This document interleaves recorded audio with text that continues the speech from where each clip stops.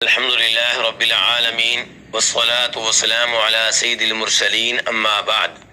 ایک بھائی سوال کرتے ہیں کہ قرض کی ادائیگی کے لیے کوئی وظیفہ ہو جو میں کر سکوں، تو گزارش یہ ہے کہ قرض کی ادائیگی کے لیے اور مال میں برکت کے لیے، کاروبار میں برکت کے لیے سب سے بہتر چیز استغفار ہے۔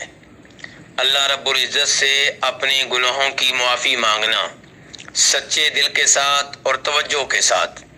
یاد رہے کہ ہمارے اوپر جو بھی پریشانی آتی ہے، مصیبت آتی ہے، ہمارے گناہوں کی وجہ سے آتی ہے، تو گناہوں کا یہ بوجھ استغفار کے ذریعے اتارنا ہوگا۔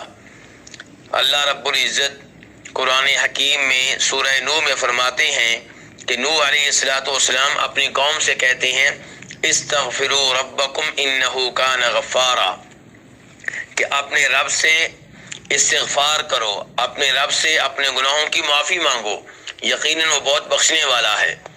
جب تم استغفار کرو گے تو کیا ہوگا؟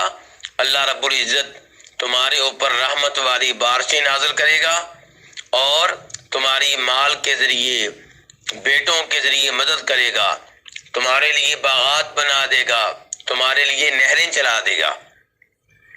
تو یہاں سے پتہ چلا کہ استغفار کے ذریعے اللہ رب العزت کی رحمت نازل ہوتی ہے، مال ملتا ہے، اولاد ملتی ہے، باغات ملتے ہیں۔ تو اس لیے استغفار پہ بہت زیادہ توجہ دینی چاہیے۔ اٹھتے بیٹھتے استغفر اللہ کہتے رہیں۔ یاد رہے کہ نبی صلی اللہ علیہ وسلم ایک دن میں 100 بار استغفار کیا کرتے تھے۔ تو ہمیں بھی چاہیے کہ ہم استغفار کریں اور توجہ سے کریں۔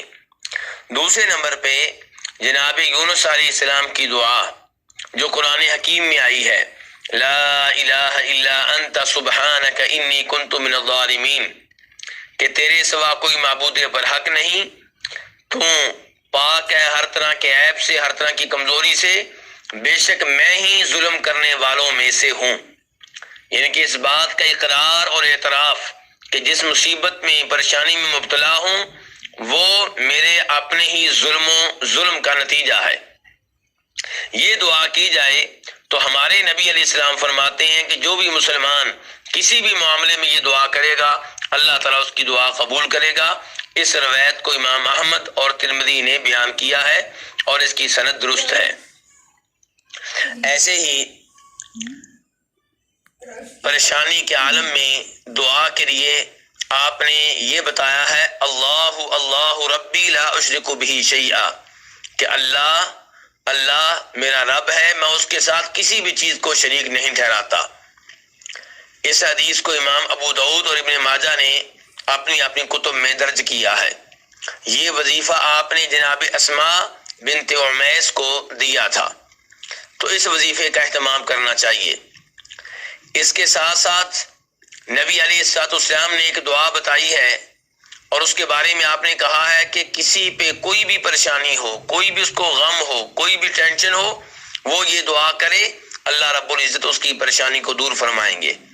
وہ کیا ہے؟ اللہم انی عبدک وابن عبدک وابن امتک ناصیتی بیدک ماض فی حکمک عدل فی قضاؤک اسألک بکل اسم هو لک سمیت به نفسک او علمته احدا من خلقک او انزلته فی کتابک او استأثرت به فی علم الغیب عندک ان تجعل القرآن ربیع قلبی ونور صدری وجلاء حزنی وذہاب ہمی۔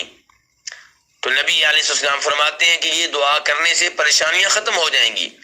اب جو کوئی یہ دعا پڑھے اور اس کے معنی کے اوپر غور و فکر کیے بغیر پڑھے، ظاہر ہے کہ اسے اس کا فائدہ اتنا ہی ہوگا، لیکن جو آدمی اس کا معنی سیکھے، اس کا مفہوم جانے، توجہ سے پڑھے، دھیان سے پڑھے، اسے بہت زیادہ فائدہ ہوگا۔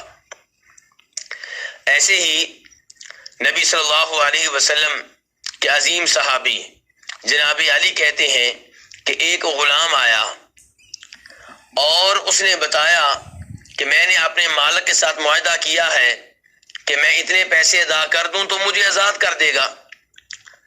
تو وہ جناب علی کے پاس آ کر کہہ رہا ہے کہ آپ میری مدد کریں. تو جناب علی کہتے ہیں تمہیں میں ایسے کلمات نہ بتاؤں جو مجھے نبی علیہ الصلوۃ والسلام نے سکھائے تھے. اگر تمہارے اوپر پہاڑ کے برابر بھی قرضہ ہوگا تو اللہ تعالیٰ ادا کر دیں گے. وہ کلمات کیا تھے؟ اللہم اکفنی بحلالک عن حرامک واغننی بفضلک عمن سواک. اے اللہ مجھے اتنا حلال دے کہ جو حرام سے کفایت کر جائے، جس حلال کی موجودگی میں مجھے حرام کی ضرورت ہی نہ پڑے. اور اے اللہ مجھ پہ اتنا فضل کر دے کہ مجھے تیرے سوا کسی اور کی محتاجگی نہ رہے. اس حدیث کو امام احمد، ترمذی وغیرہ نے اپنی حدیث کی کتب میں درج کیا ہے، اور شیخ البانی رحمہ اللہ نے اس کی سند کو حسن قرار دیا ہے. اسی طرح امام طبرانی المعجم الصغیر میں روایت کرتے ہیں جناب انس ابن مالک رضی اللہ تعالیٰ عنہ سے، وہ کہتے ہیں کہ نبی علیہ الصلوۃ والسلام نے جناب معاذ سے کہا تھا کہ معاذ تمہیں میں ایسی دعا نہ سکھاؤں جو دعا اگر تم کرو تو تمہارے اوپر احد پہاڑ کے برابر قرضہ ہو تو وہ بھی اللہ تعالیٰ کی طرف سے ادا ہو جائے گا. وہ الفاظ یہ ہیں: اللہم مالک الملک تؤتی الملک من تشاء بیدک الخیر انک علی کل شیء قدیر رحمان الدنیا والآخرہ ورحیمہما تعطیہما من تشاء وتمنع منہما من تشاء ارحمنی رحمتا تغنینی بہا عن رحمت من سواک. شیخ البانی رحمہ اللہ نے اس حدیث کو حسن درجے کی قرار دیا ہے.